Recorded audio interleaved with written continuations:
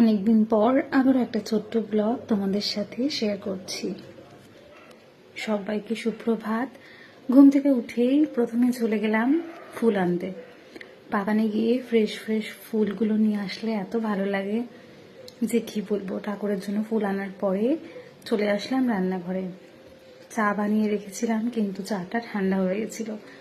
আবারও গরম করলাম, তার সাথে বানিয়ে নিলাম একটু পেঁয়াজ দিয়ে ডাল আর একটু পটল ভাজা। ও আসবে, এসে খাবে।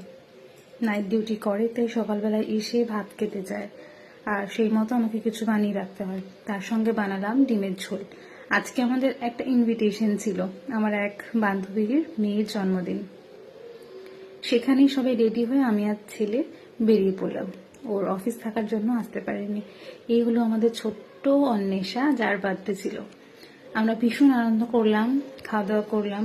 গিয়ে প্রথমে দেখলাম ওর জামাটা এত মিষ্টি, আর ওকে এত মিষ্টি লাগছিল যে কি বলবো।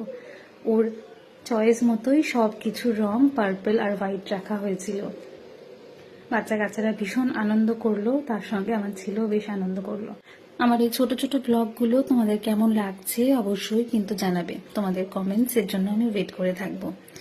দেখা হবে অন্য কোনো ব্লগে। তোমরা সবাই খুব ভালো থেকো, আরো অনেক অনেক গল্প হবে তোমাদের সাথে।